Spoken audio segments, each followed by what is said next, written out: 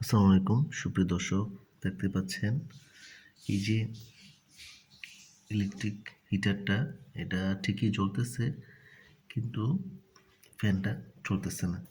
আসলে ফ্যানে প্রচুর এই যে তেলের ময়লা ধুলাবালি লেগে ফ্যানটা ঘুরতেছে না।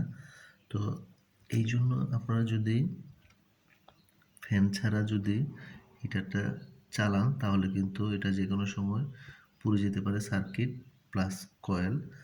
সো আগে মিনিমাম 2 মাস পর পর এই ফ্যানটা পরিষ্কার করা প্রয়োজন। তো আজকে আমরা কিভাবে এই ফ্যানটা পরিষ্কার করব এবং পরিষ্কার করার পর আবার এটা আবার চালাবো, সেই অভিজ্ঞতাটা আপনাদের শেয়ার করব। যাদের চুলা জ্বলে কিন্তু ফ্যান চলে না, মেইন সমস্যা হচ্ছে ফ্যানটা জ্যাম হয়ে আছে। তো আমরা জ্যামটা আজকে ক্লিয়ার করে দেব। আর আমরা সবসময় চেষ্টা করব রান্নাঘর পরিষ্কার রাখার জন্য।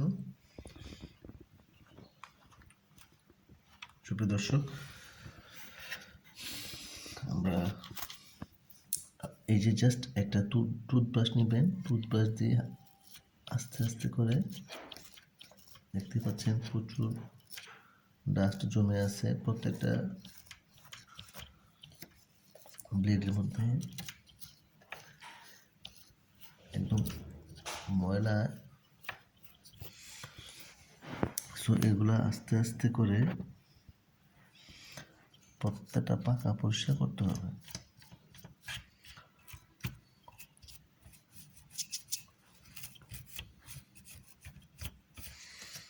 দেখুন সার্কিট সহ প্রচুর ময়লা হয়ে গেছে।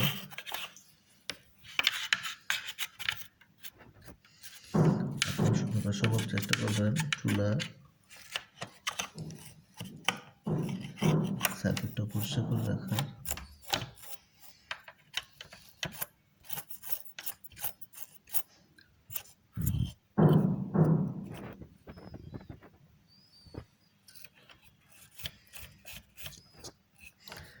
এই যে ফ্যানটা, এটা যদি না চলে তাহলে কিন্তু হিটারটা অনেক গরম হয়ে যাবে এবং অল্পতেই নষ্ট হয়ে যাবে, কারণ এখানে এই সার্কিটটা ঠান্ডা করার জন্য কিন্তু ফ্যানটা দেওয়া আছে। যদি ফ্যানটা না ঘুরে তাহলে সার্কিটও যে কোনো সময় বার্ন হতে পারে। আপনারা খেয়াল রাখবেন।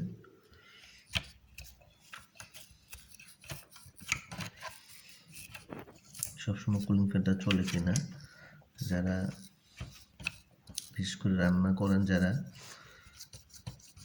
মহিলারা, তারা কিন্তু এই ফ্যানটা চলে কিনা, শব্দ হচ্ছে কিনা, এটা দিয়ে সবসময় একটু নজর রাখতে হবে এবং এটা পরিষ্কার করার জন্য ব্যবস্থা করতে হবে।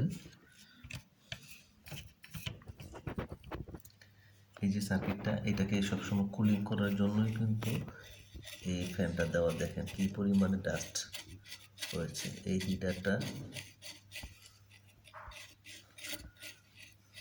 এটা ভালো করে ব্রাশ দিয়ে পরিষ্কার করে দিতে হবে।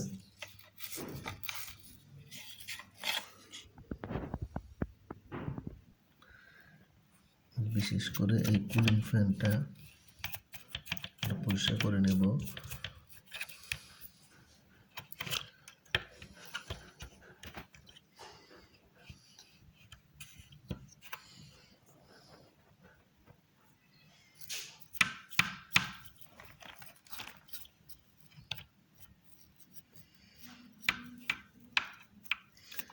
এই ফ্যানটা চলতেছে না, সো এটাকে আগে বেশি করে পরিষ্কার করতে হবে। সুতরাং আমরা এটা পরিষ্কার করে ফিক্সড করে লাগিয়ে দেব। তাহলে আপনি দেখবেন যে চুলা ঠিকমতো জ্বলতেছে এবং কোনো সমস্যা হচ্ছে না, এবং সার্কিটও পড়বে না এবং আগুনও ঠিকমতো পাবেন। এই যে দেখুন ফ্যানটা ঠিকমতো এখন মোটামুটি আস্তে আস্তে ভালো করে পরিষ্কার করতে হবে কিন্তু এটা, তাহলে দেখবেন আপনার চুলা। আমরা এটা আবার জ্বালিয়ে দেখবো কি অবস্থা। দর্শক, ইনফ্রারেড চুলা কুলিং ফ্যান চলে না, আমরা কীভাবে কুলিং ফ্যান পরিষ্কার করা হয় এটা আমরা দেখাবো আজকে। এখন মাশাআল্লাহ লাইট জ্বলতেছে, যে হিটার গরম হচ্ছে, আমরা পরিষ্কার করে ফেলেছি।